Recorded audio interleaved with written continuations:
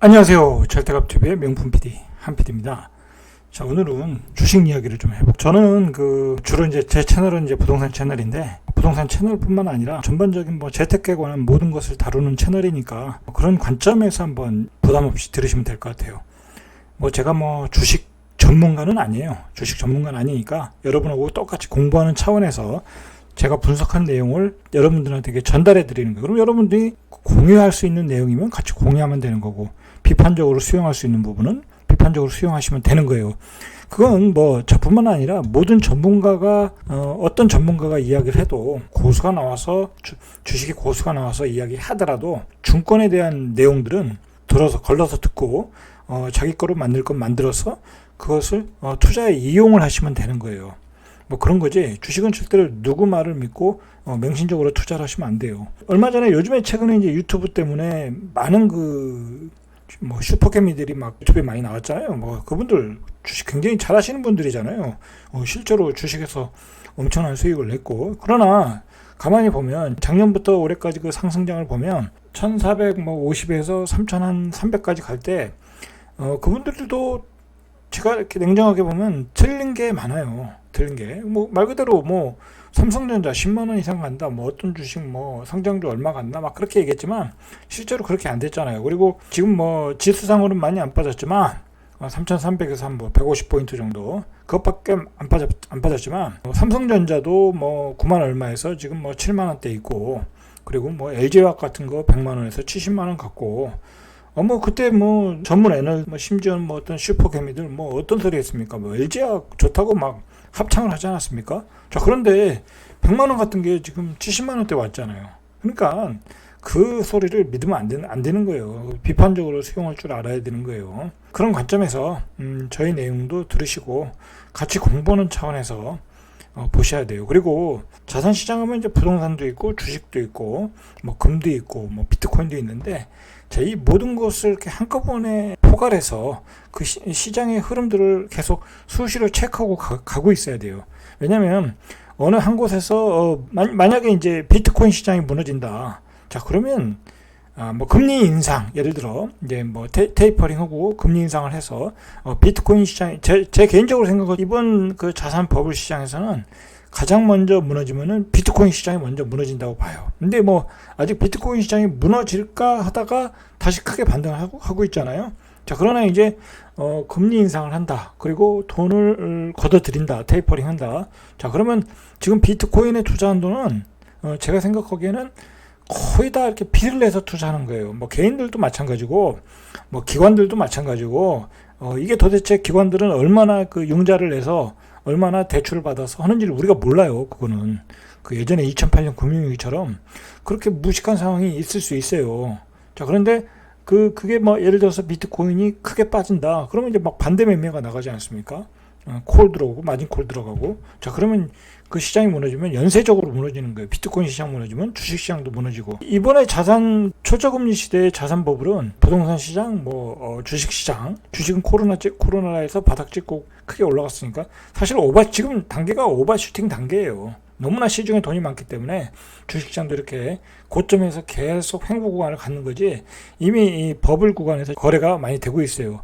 비트코인 시장이라는 건 말할 필요도 없는 거고, 그 비트코인이라는 건 아직 우리가 가치를 모르는 거니까 그 가치를 모르는 상태에서 계속 머니게임을 하는 거잖아요. 자, 그렇다는 거예요.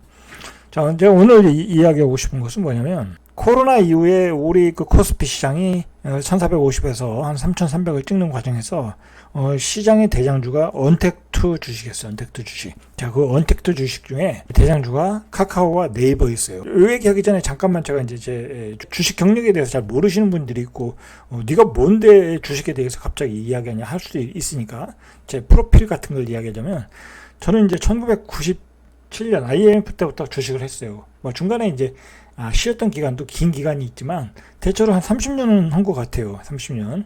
자, 제가 주식을 해서 떼돈을 번 건 아니지만 그 중간에 쉬었고, 그리고 초창기에도 저도 주식에서 굉장히 실패를 많이 했어요. 많이 벌었다가 많이 까진 거죠, 초창기에. 이제 그래서 중간에 이제 휴식기를 가졌는데, 이제 그러다 보니까 굉장히 많은 사이클을 거쳤죠. 제가 결정적으로 이제 그만뒀던 게 2001년도인가요? 9.11 테러. 쌍둥이 테러, 쌍둥이 빌딩 테러. 자, 그때 시장이 무너지면서 이제 이거 참 이 예측이 안 되는구나, 주식 시장은. 뭐 갑자기 내가 뭐 쌍둥이 빌딩에 비행기가 충돌해 가지고 뭐 이제 뭐 대테러 전쟁이 일어날 줄 알았습니까? 그때 이제 주식 시장이 무너졌잖아요. 근데 그때가 무너지고 서서히 그때가 바닥이면서 서서히 또 회복은 했어요. 자, 그러나 이제 경험이 없으니까 그걸 이제 뭐 반대 매매도 나가고 막 그렇게 되는 거죠. 주식시장이 아주 박살이 났으니까. 자, 이제 어떤 여러 사이클을 거친 거죠. 2008년 때 뭐 금융위기도 있었고, IMF도 겪었고, 뭐 여러 사이클을 다 겪어보니까 어떤 경험이라는 게 있는 것 같아요.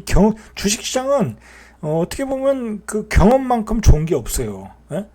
세상에 무서울 게 없는 거예요. 경험이 많이 쌓이다 보면 이렇게 주식시장이 뭔가 보이고, 어느 순간에 기회가 올 수 있어요. 뭐 예를 들어서 이제 뭐 어떤 저 주식을 사서 계속 사서 모으면 조금씩 이제 사서 모으면 크게 올라갈 수 있다. 뭐 10배 티기도 나올 수 있다.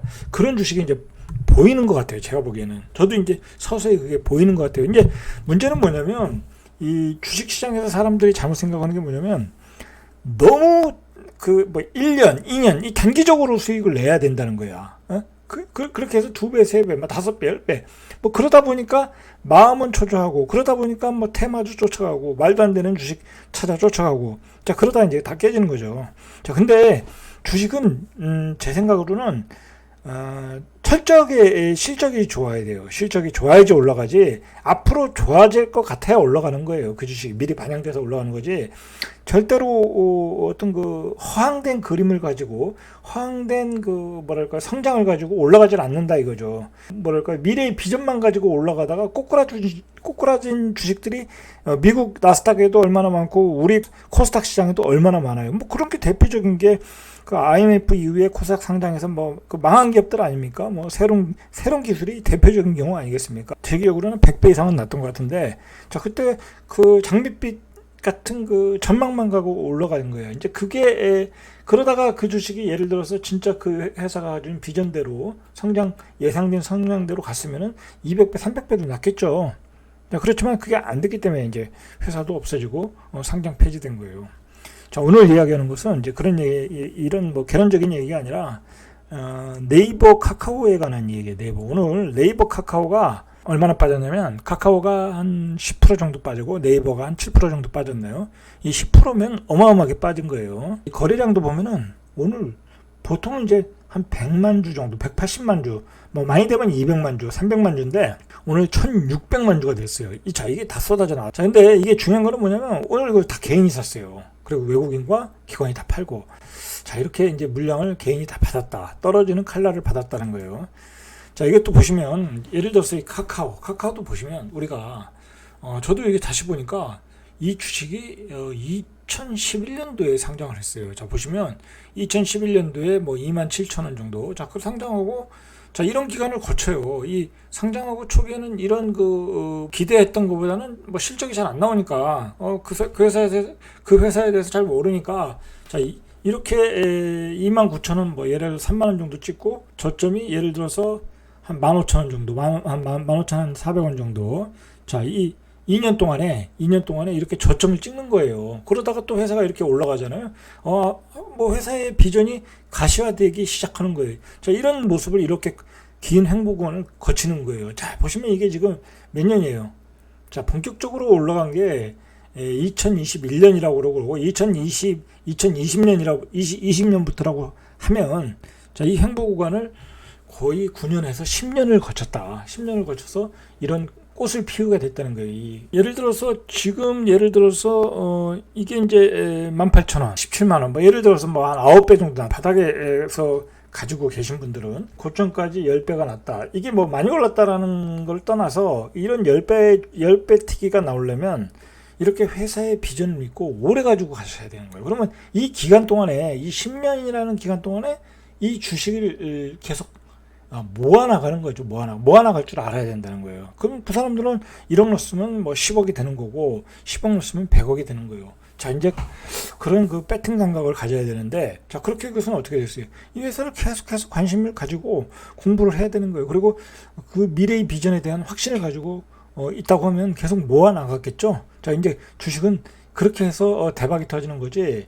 아니면 뭐 예를 들어서 운이 좋아서 이 타임에 들어갈 수 있어요. 뭐 고수들은 카카오는 앞으로도 여기서 예를 들어서 여기서 31,000원인데 여기서 뭐 한 5배는 날 거다. 예를 들어서 이 구간에 들어가서 먹는 사람도 있어요. 이건 기가 막힌 거죠. 뭐 이 긴 구간을 생략할 수 있으니까 뭐 그렇게도 할 수 있는데, 자 그건 또 쉽지 않으니까 뭐 앞에서 들어갈 수 있고 이렇게 뒤에서 들어갈 수도 있고 아니면 뭐 이 타임에 들어갈 수도 있고 뭐 모아 나가는 수밖에 없는 거죠. 작년에 그 코로나 바이러스의 그 이후에 그 언택트 주식이 뜨면서 이 카카오가 이제 뜬 건데, 이 주식이 이때부터 그 본격적인 상장을 많이 했어요. 뭐 카카오뱅크라든지 그 다음에 카카오 게임이라든지 그리고 앞으로 상장할 카카오페이라든지 뭐 카카오 모빌리티 뭐 앞으로 상장할 게 많아요. 그 뭐 그런 재료로 그 상장을 하고 실제로 매출도 급격하게 발생하고 이익도 늘어나니까 이렇게 큰 그 상승을 배준 거예요. 자 그런데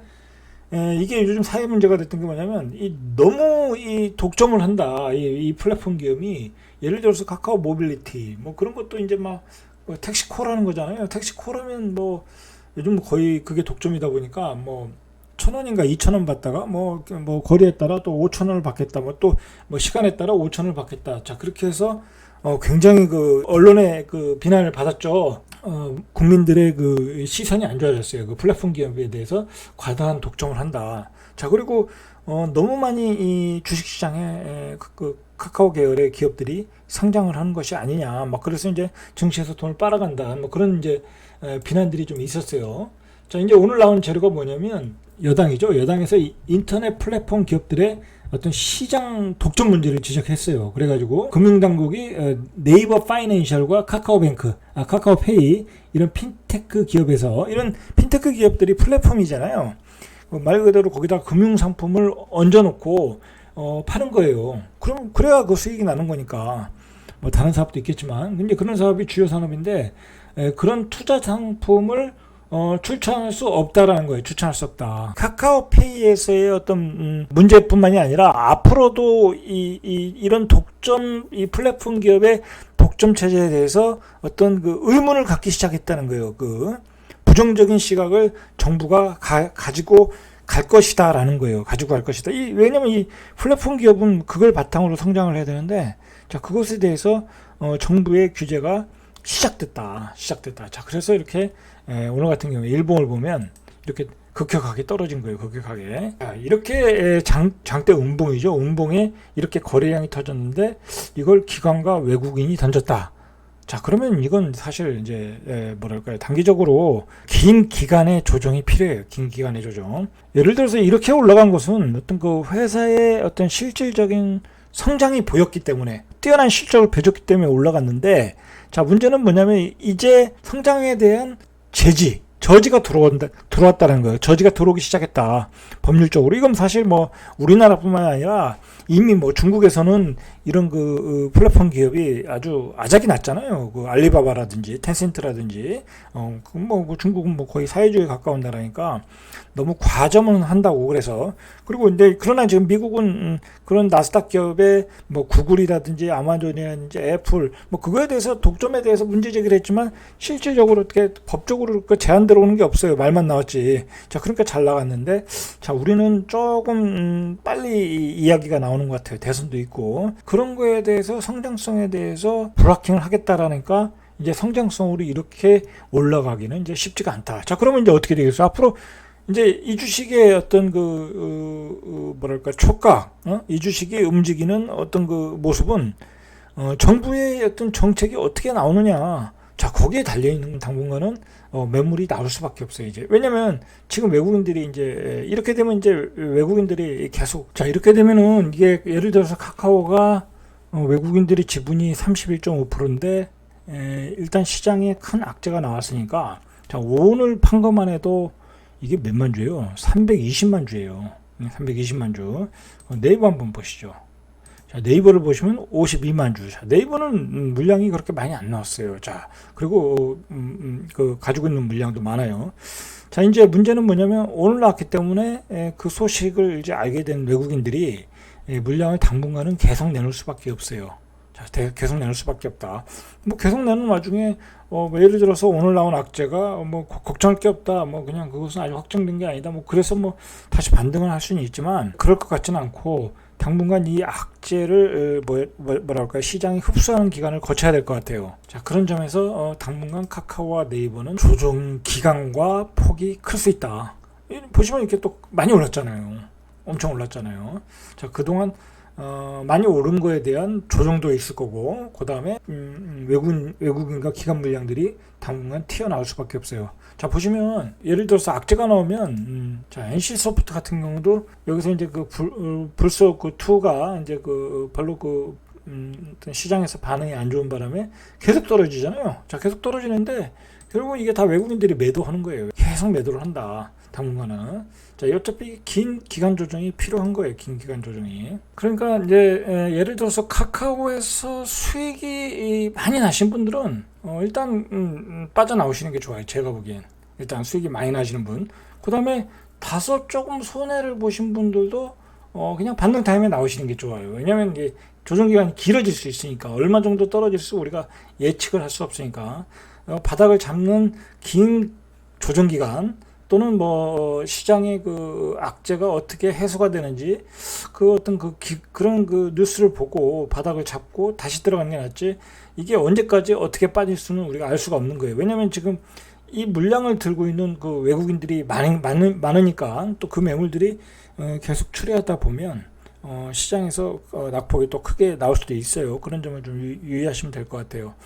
자, 그리고 이제 한 가지 말씀드릴 게 뭐냐면 이제 이 네이버와 카카오는 어떤 시장을 선도했던 그 주도주잖아요. 우리 코스피가 1450에서 3300을 가는 주도주였단 말이에요. 자, 이 주도주들이 일단 꼬꾸라졌다. 자, 그러니까 이제 종합지수는 약해질 수밖에 없어요. 뭐 이게 못 가는데 어떻게 종합지수가 강하겠어요? 일단 종합지수는 약해질 수 있고, 자, 그리고 이제 시장에서는 이러한 돈들이 빠져나오면 또 어디로 가겠어요? 다른 주식으로 결국 가요. 외국인이나 기관들도 뭐 돈을 늘릴 수는 없잖아요. 다 투자를 받은 돈이니까. 자, 돈을 늘릴 수는 없으니까 다른 주식을 찾아서 갈 것이다. 그러면 시장에서 다른 섹터에서 다른 주도주를 찾을 수 있어요. 자, 그 주도주가 새롭게 탄생할 수 있어요. 이제 카카오와 네이버는 당분간 이제 왕의 권좌를 이제 물려줬으니까 이제 왕의 노릇을 할 수가 없으니까 약재를 만나서. 자, 그러면 다른 주도주가 어떤 탄생할 수 있는 시기다. 어떻게 보면 위기이자 기회다라는 거죠. 그러니까 이 카카오나 네이버에서 많이 수익이 나신 분들은 나와서 그런 주식을 사시면 되는 거예요. 그런 다른 섹터들. 사실 그런 섹터들이 계속 요즘 신문에서 이야기하고 있는 것들이 있어요. 제가 뭐 여기서 얘기하기는 좀 그렇고 아직 뭐 확정된 것도 아니고. 저기 뭐 시장에서 면밀하게 살펴보면 그게 나와요. 또 시장에서 또 신문에서 이야기하는 것들도 있고. 자, 그런 주도주로 이렇게 갈아타는 것도 좋다. 그리고 지수가 좀 더 조정을 받으면 뭐 사시는 것도 좋다. 그렇게 생각하시면 될 것 같아요. 자, 그런 점에서 하시고, 손절이 손해가 너무 크다 뭐 그러신 분들은 그냥 장기로 갈 수밖에 없는 거고, 손해가 뭐 그렇게 크지 않다 그러신 분들은 이렇게 익절을 하셔가지고 그 다음에 다른 주식으로 갈아타는 게 좋을 것 같다. 왜냐면 이렇게 되면 이게 조정 기간이 길어질 수 있어요. 자, 사실 이렇게 개인들이 오늘 막 떨어지는 칼날을 다 받았잖아요. 자, 이렇게 되면 이게 다 매물벽이 되는 거예요. 이게 매물벽이 되는 거예요. 자, 이렇게 되면 올라갈 때 이걸 누가 사겠어요? 개인이 사서 끌어올리겠어요? 그렇게 못해요. 기관이 사서 끌어올리겠어요? 지금 기관과 외국인은 지금 어떻게 이 많은 물량 50 몇 프로, 32%, 37% 이렇게 가진 네이버와 카카오 주식을 지금 어떻게 매도를 할까가 고민을 하고 있을 거예요. 아마 오늘 밤에도 고민을 하고 있을 거다. 그러니까 당분간은 긴 조정으로 보시고, 뭐 네이버와 카카오는 제가 말씀한 대로 대응을 하시면 되고, 다음 섹터의 대장주를 시장에서 찾는 게 지금은 더 현명한 거다라고 생각합니다. 자, 제가 오늘 주식에 대해서 이야기했는데, 가끔 주식에 대해서 이렇게 얘기를 해드릴 거예요. 그러면 뭐 재테크라는 거는 주식도 있고 뭐 항상 부동산 시장만 있는 것도 아니고 주식 시장도 있는 거니까 뭐 두 개 다 할 줄 알아야 우리가 노후에 뭐랄까요, 이것 자체가 든든한 자산이에요. 주식도 좀 계속 뭐 소규모 자산을 가지고 이렇게 거래를 하시는 게 좋아요. 거래하시고 그래야 자꾸 공부가 되고 그 지식이 누적돼서 나중에 자기가 크게 먹을 주식을 투자할 수 있는 훈련의 과정을 거쳐서 그런 주식을 찾아서 투자해서 큰 수익을 얻을 수 있는 거예요. 그런 관점에서 제 방송을 보시면 될 것 같아요. 자, 오늘은 여기까지. 이상 절대값TV의 명품 PD 한PD였습니다.